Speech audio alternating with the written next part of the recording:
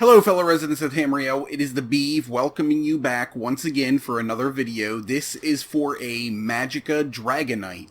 I'm not gonna lie, this build was a little bit tough. Dragonites have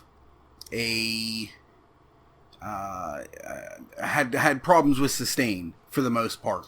At least using double bloody, which is what I'm trying to use with most of these characters. I'm trying to put builds together that people can use double bloody Mara, still have really high max magicka, really high health values, and put together a rotation with both of those components and be able to self-sustain.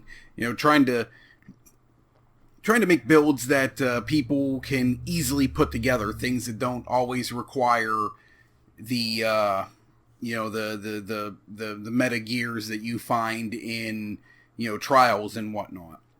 And this one's pretty cool right here. This build right here is, I am not using any. I'm using 2 overland sets.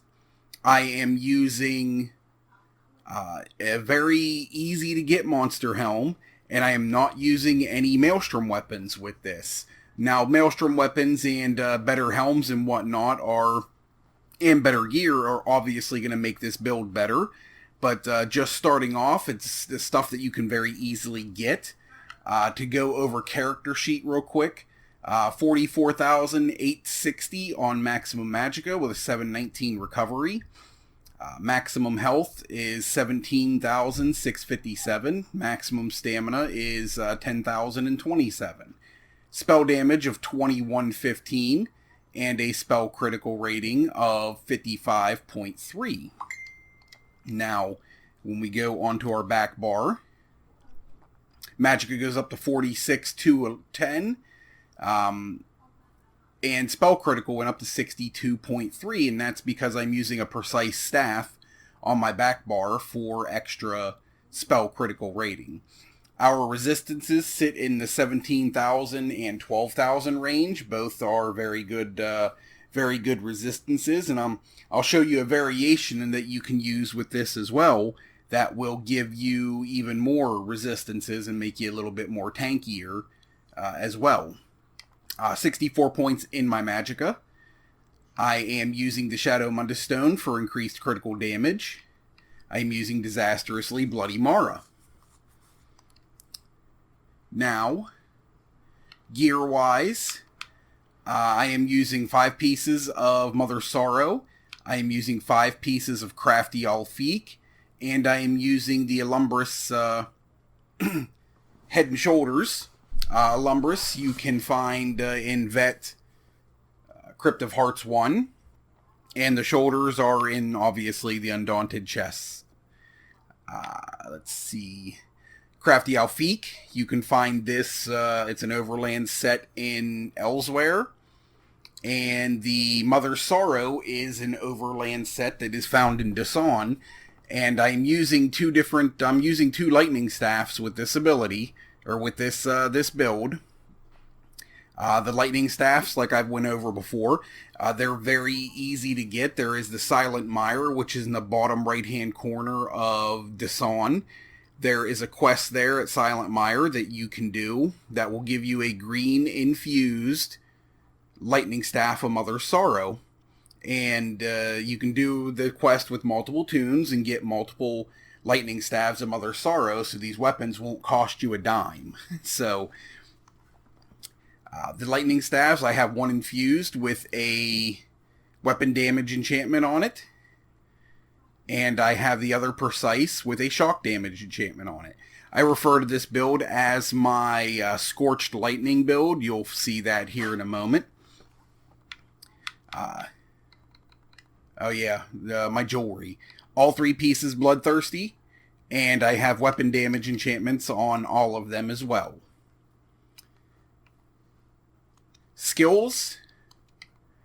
I am using Unstable Wall of Storms, Eruption, Scalding Rune, Elemental Drain, Inner Light, and Shooting Star. Unstable Wall is in the Destruction Staff line. Eruption is a class ability from for the Dragonites. It is in the Earth and Heart line, I do believe. Yes, Earth and Heart. Scalding Rune is from the Mages Guild line. Elemental Drain is from the Destruction Staff line as well. And Inner Light is from Mages Guild line. And Shooting Star is from Mages Guild line. On my back bar, Burning Embers. This is an Ardent Flame ability. Engulfing Flames is another Ardent Flame ability.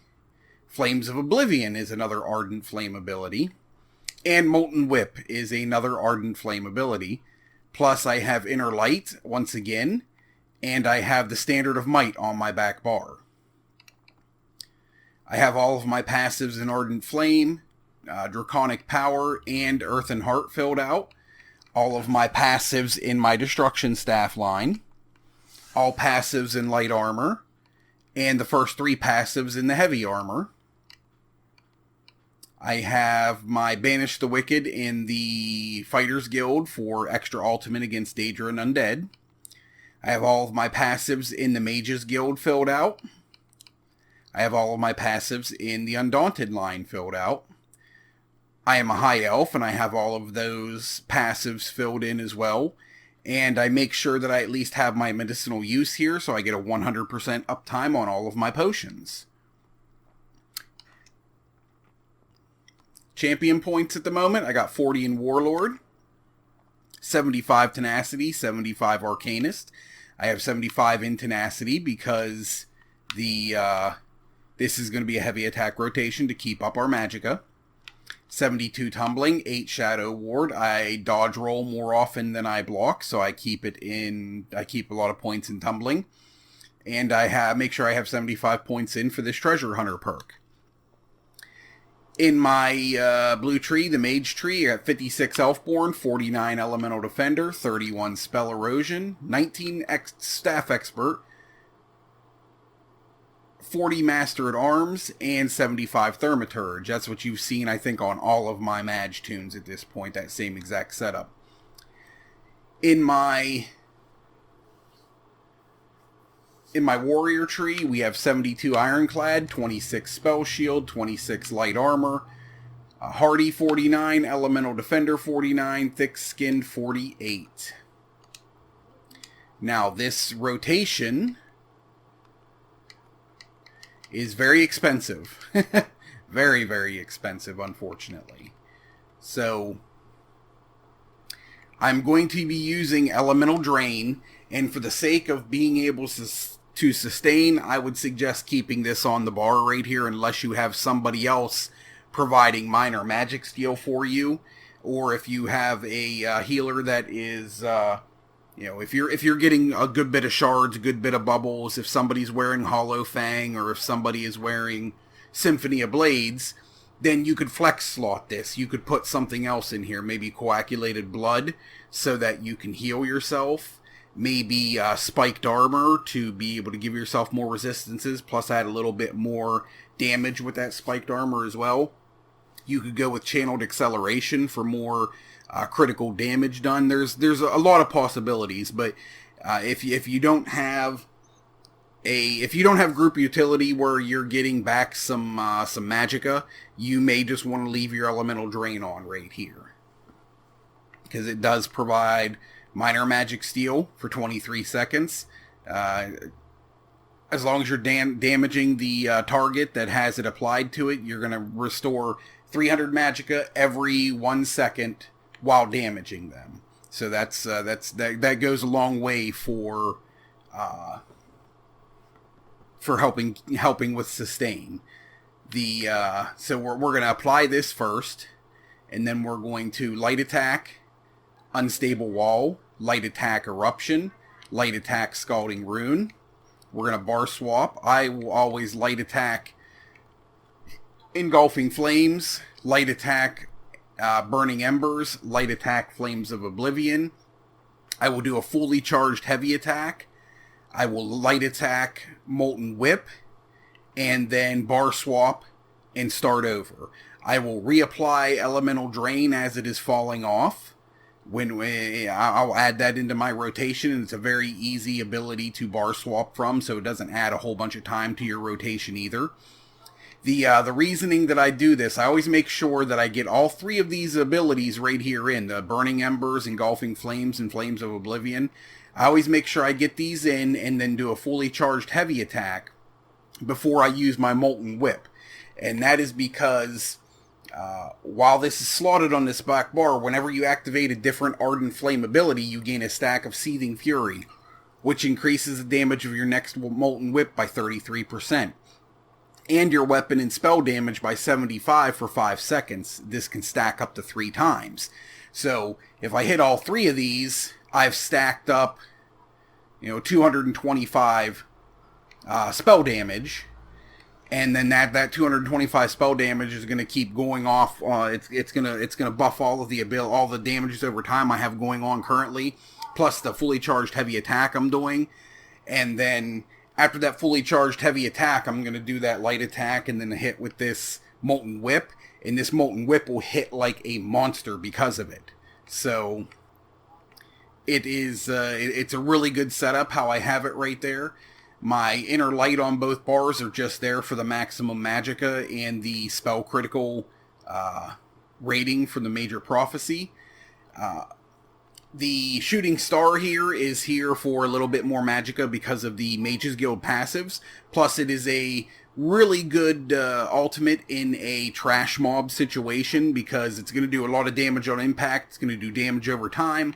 And then it's going to generate 12 ultimate for every enemy hit with that initial blast. So in trash mobs, you can clear trash mob packs pretty quick and have your ultimate back almost instantly as long as you got good placement on the ultimate. And then my Standard of Might, this is the ultimate that I am using on boss fights. It doesn't do as much damage as the Meteor. It does last longer than Meteor, and for that 20 seconds that it is out, standing in it increases my damage done and reduces my damage taken by 15%. Plus there is a shackle synergy along with this that somebody else can hit and do flame damage to an opponent as well. So in boss fights, this is the ultimate I'm using. In trash mobs, Shooting Star is what I'm using. Alright, so with all that having been said, I don't think there's anything else to go over. Now, as I said before, there is no... I am not using any trial sets. I am not using any hard-to-get helms. Lumbris is about as easy as it can be to get in Vet Crypto Hearts 1. And I am not using any Maelstrom weapons as well. So this build is strictly really good for beginners, plain and simple. So now, let's go ahead and go over rotation. Now you will see that let me move this out of the way here. Alright, here we go. Now you will see that Sustain gets hairy here for a second. One of the nice things about a Dragonknight is when you hit an ultimate, you have a passive. I think it's in Draconic abilities here. No, it must be Earth and Heart. Yeah, Battle Roar. When you cast an ultimate ability, you restore 46 health, magicka, and stamina for each point spent on the ultimate cost. So this is a good way to get resources back with this build. So you'll see, like I said, Sustain will get a little hairy here for a second, but it'll pick back up and we'll get through this 3 million dummy with no problem. So watch this.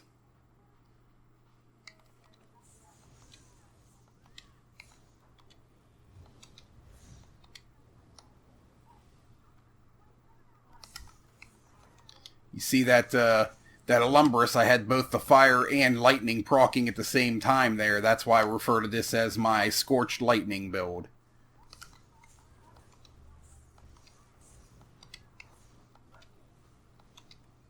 Just looks really cool when both of those are going off.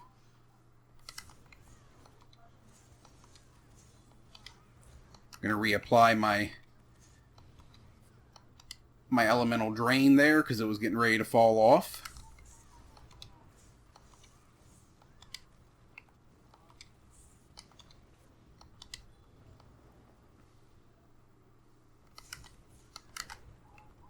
Call out my ultimate here.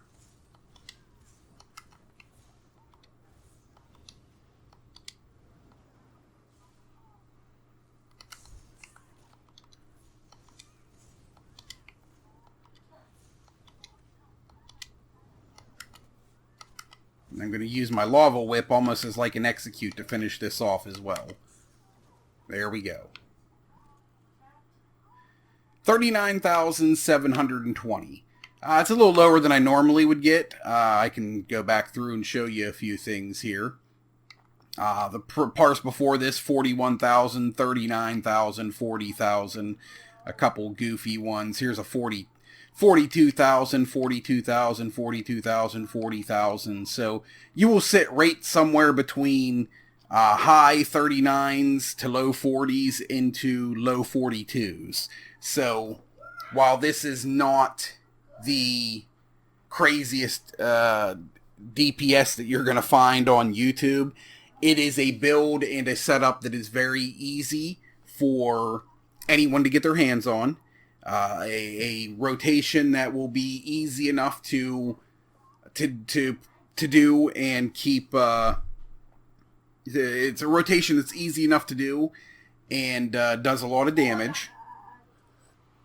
A build like this can really help you, clear some of that harder content and then be able to get your Zon Helm or be able to get the Maelstrom Lightning Staff and get into your perfected Reliquins or perfected Mantle of Soria gears. So this is a building block for being able to do better DPS and be able to clear harder content so you can start getting those more sought after meta gears. So this is a building block type of thing. Now if you add in the Zon Helm or you add in the Maelstrom Staff, yeah, you're gonna see DPS difference. You're gonna go up in DPS with both of those.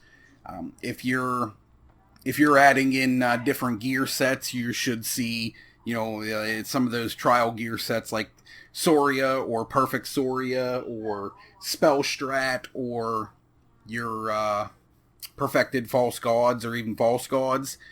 You should see a little bit better damage output out of those as well. But for just being able to acquire things very easily, this is a really good build for that.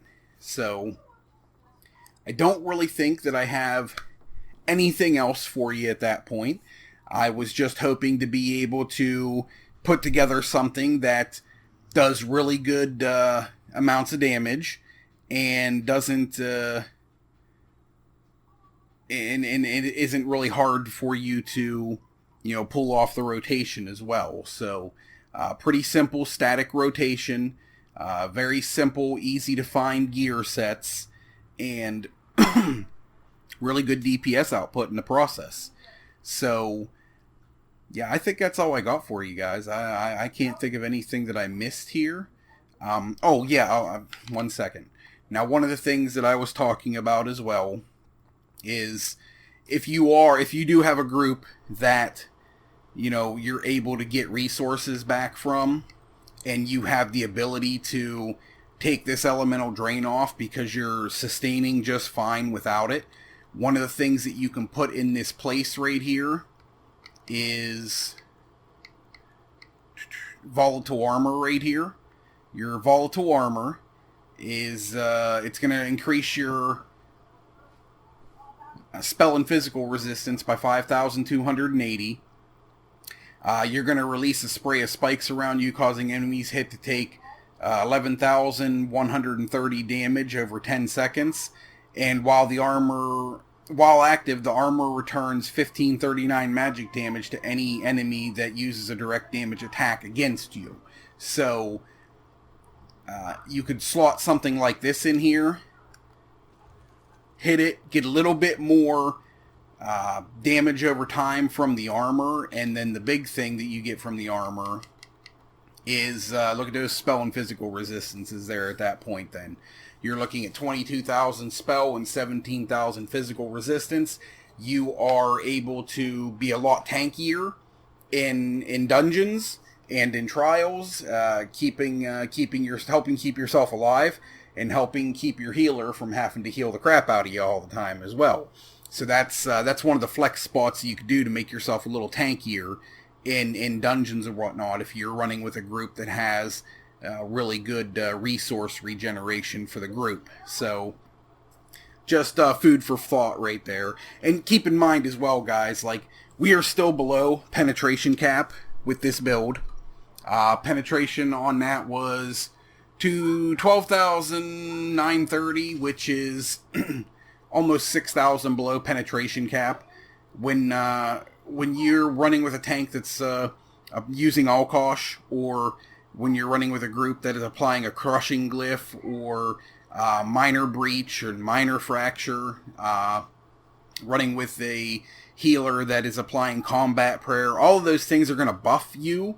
So this build right here will go from hitting from between 40 to 42 to maybe 43 to 45. So this build gets better in the right group, plain and simple. If you have all your buffs being applied, you're doing pretty good with this build, even though there's no Maelstrom staff with it.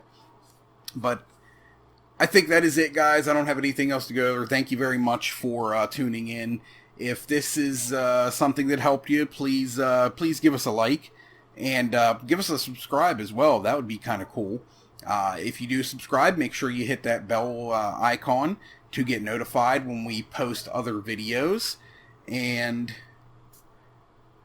everyone have a really good day and happy adventuring.